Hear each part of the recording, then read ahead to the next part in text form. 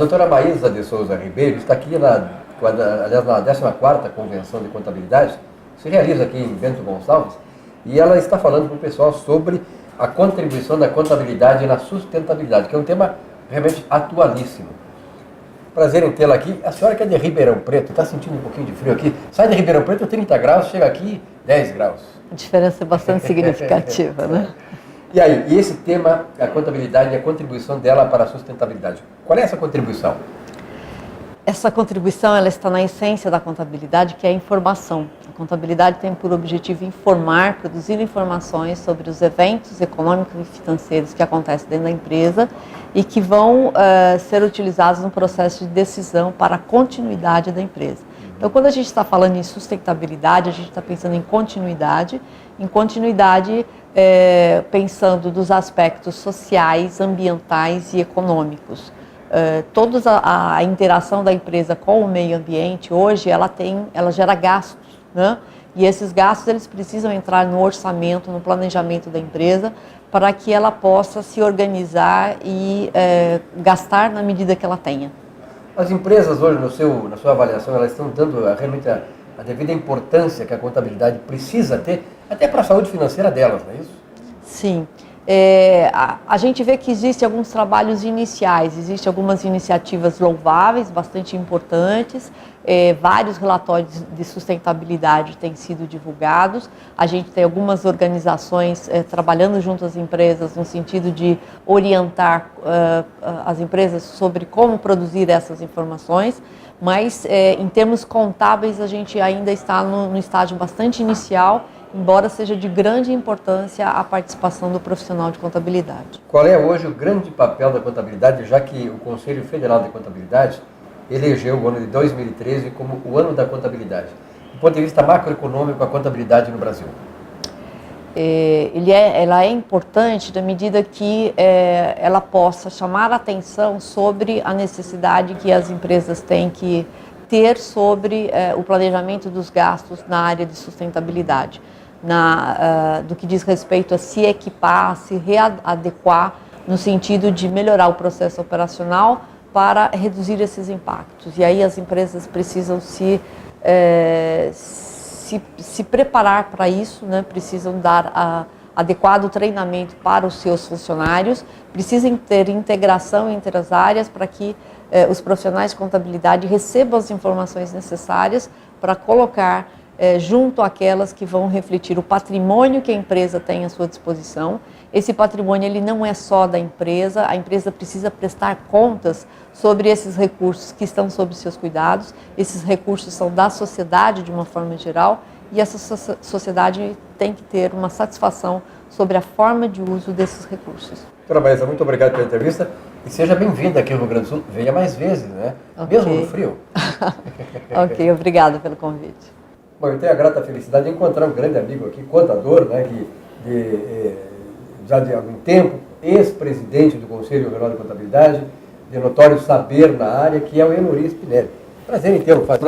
Fazia horas, né? A única coisa em comum que nós temos tido aqui é essa falta de telha, né? Aqui tá bravo, né? Aqui tá bravo, tá frio, né? Botar o chapéu, né? Botar chapéu. Mas você ainda tem um pouco, eu já não tenho mais. É verdade, mas a gente caminha para isso, né? Bom, de qualquer maneira, Enori, esse é um evento importante, 14ª Convenção, né? Que vocês criaram e ao longo do tempo vem se sedimentando. Hoje é uma convenção, é um encontro maduro do setor, né, que discute as questões do setor de contabilidade, as questões de mercado, enfim, das empresas, do futuro do contador, do mercado de trabalho, da remuneração, da fiscalização, enfim. E é um evento super importante que reúne aqui hoje, está reunindo mais de 1.500 profissionais, entre contadores e contabilistas. E tu está falando aqui sobre educação fiscal, não é isso? Educação fiscal.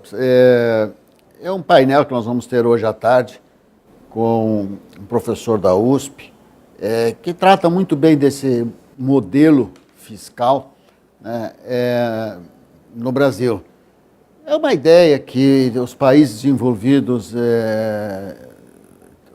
aplicam com muito sucesso. Um exemplo do Canadá.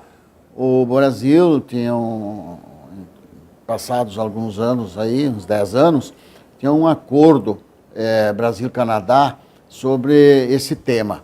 educação fiscal. Eu, inclusive, participei de uma missão para o Canadá, muito interessante e tal. O que é a educação fiscal? A educação fiscal é a participação da sociedade de uma forma democrática para discutir a política fiscal de um país. Uma lei, para ser aprovada, passa pela análise das entidades, das sociedades, uma discussão se é para aumentar ou não aumentar imposto, se é para criar um imposto novo, enfim. Tanto se fala no Brasil de reforma tributária, mas não se discute o tema na sociedade de reforma tributária. Qual é a reforma tributária que o Brasil precisa, que a sociedade quer, o que a sociedade quer pagar de imposto e como o dinheiro do imposto tem que ser gasto. Então, isso é a democracia, né, dos países assim que são mais desenvolvidos, e eu acho que isso é um passo extremamente importante que o Brasil precisa buscar, precisa construir. Né? Nós falamos de reforma tributária, entra governo, sai governo e a reforma não sai a conta-gotas e às vezes os remendos eles ficam mais complexos e mais difíceis de serem atendidos e operacionalizados pelas empresas. Exemplo que nós temos agora é a fixação da alíquota do ICMS em 4% dos produtos importados e que não consegue se chegar a um acordo porque determinados produtos, a fiscalização quer que na nota fiscal tenha uma demonstração do custo da mercadoria que entrou no Brasil. Convenhamos, né? Eu acho que nós estamos partindo sempre para o lado dos excessos e nunca para o lado da flexibilização. E do bom senso. E do bom senso, naquilo que tem que ser desburocratizado.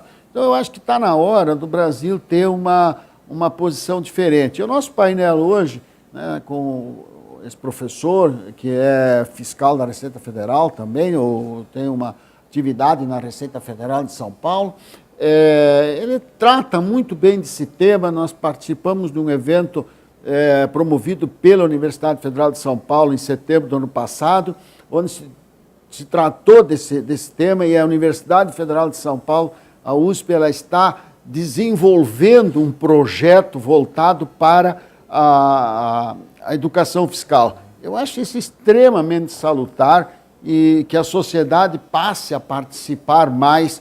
Nós, talvez, no Brasil, temos que criar também essa cultura dentro da própria sociedade, as entidades empresariais, as entidades profissionais, que nem da classe contábil, entre outras, OAB, tantas outras entidades que nós temos aí que são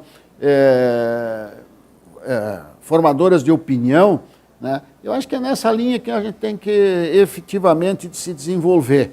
E eu entendi, dentro de toda a visita que nós fizemos lá no Canadá, dentro da própria Receita Federal do Quebec e tal, né, como funciona esse processo. Passamos um dia dentro da Receita Federal, né, assistindo todo o desenvolvimento, um evento que foi promovido pela Associação Profissional Financeira de Fiscalização, né, do Canadá, que trabalha esse tema com muita propriedade e a sociedade se manifesta.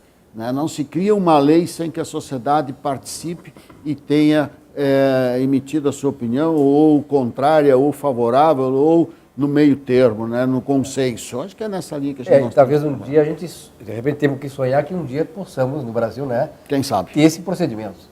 Dani, um grande abraço. Grande abraço. Prazer. E, sobretudo, cumprimentos aí pelo trabalho que o Conselho vem fazendo, e na tua gestão também se aprofundou nisso, né? Que é importante para a sociedade, não apenas para o segmento que eles representam. Já voltamos.